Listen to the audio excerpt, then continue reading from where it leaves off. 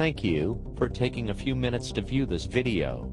My name is DataBrain, and I'm a Cracking the Code warrior. The primary goal of this video series is to help you educate yourself. With this new education, you will be able to obtain the stimulus check you've been looking for, directly from your own money you've already earned, and have been voluntarily giving away. Have you noticed? Americans no longer seem to be living in the land of the free. When one has to work until April, May, or June, just to pay all their taxes, free certainly doesn't seem appropriate. Does indentured servant ring a bell?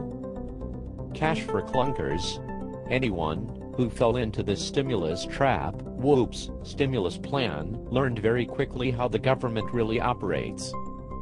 Let's start our own plan, cash for commoners, folks like you and me, or we the people. To start this plan, we need to educate ourselves about history, the law, and the truth. How did things get so out of hand and we have to work for 100+ days just to pay taxes? Actually, things were pretty straightforward until 1913, as hardly anyone paid income tax. Then things like the 16th Amendment, the creation of the Federal Reserve, and progressivism came on the scene. The propaganda effort really got started in 1942 with the call for red-blooded loyal Americans to fund the war effort via the victory tax, or taxes to beat the Axis. Supposedly a temporary tax. How was this patriotic call made to Americans? 2 Disney cartoons or shorts were made in 1943 to help sell voluntary compliance to fund the war effort and thus beat the Axis. Even Walt Disney got screwed on this deal, as the government didn't pay for the first short, The New Spirit, and to add insult to injury, Congress accused him of being a war profiteer. Go figure. You would have thought Walt would have learned his lesson, not so. In 1943, the government went to him and had Walt produce the second short, The Spirit of 43, to plant the seeds for withholding, so Americans would not get caught short on tax day. Oh yeah, the government paid $20,000 for the second short. Walt probably lost over $150,000 on both shorts, no small amount in the 1940s.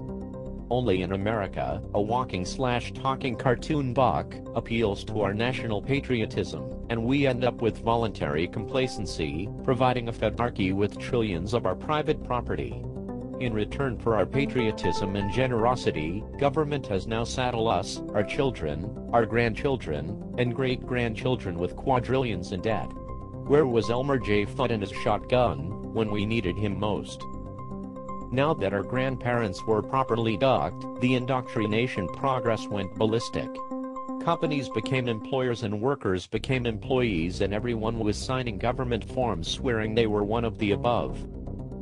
Common Americans became U.S. persons, and before you knew it, virtually anyone that produced something or provided a service became a trade or business. Of course, no one thought to look behind the income tax specially defined terms curtain. Have you? One of the great things about being an elected representative, one of the 535 in D.C., is you get to sponsor bills, and some of them actually become law. Special interest groups are great at writing the bills, and they also contribute lots of money to help fund the activities needed to pass the bills into law. The real trick here is how the law is written, using specially defined terms to keep everything legal and constitutional. Let's explore one of these special terms or phrases, trade or business, to see if you're getting the hang of this. The common words we use every day simply mean regular and continuous activity undertaken for a profit, at least we hope so. The special term, trade or business, is explicitly defined as solely the performance of the functions of a public office in the Revenue Act of 1938. Why would anyone write one thing, actually making it mean another? If you are writing a new law and you want it to be constitutional, you have to be very careful, especially when it comes to jurisdiction. However, being a bill sponsor, you cannot let a little thing like jurisdiction slow you down. Create some special terms like employer or employee, with their own definitions written into your new law, you're off and running. Now, it's both legal and constitutional, even with the special sleight of hand/pen. Wait a ducking minute, what about common people using common words, like employer or employee? Aren't they going to be confused? Why yes, especially if they don't read and understand the law. Haven't you heard, ignorance of the law is no excuse? So how is a common bread earner to understand the difference between employee and employee?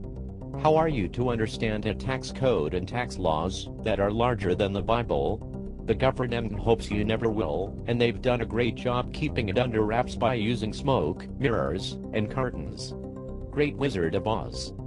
Are you ready to learn the truth? Can you handle the truth? Will you act on the truth to obtain your stimulus check? If so, then you need to educate yourself, just like when you want to fix your own vehicle. Of course, you can always take it to a mechanic and simply trust them. Open your browser and then go to this website, www.losthorizons.com/areyouready.htm.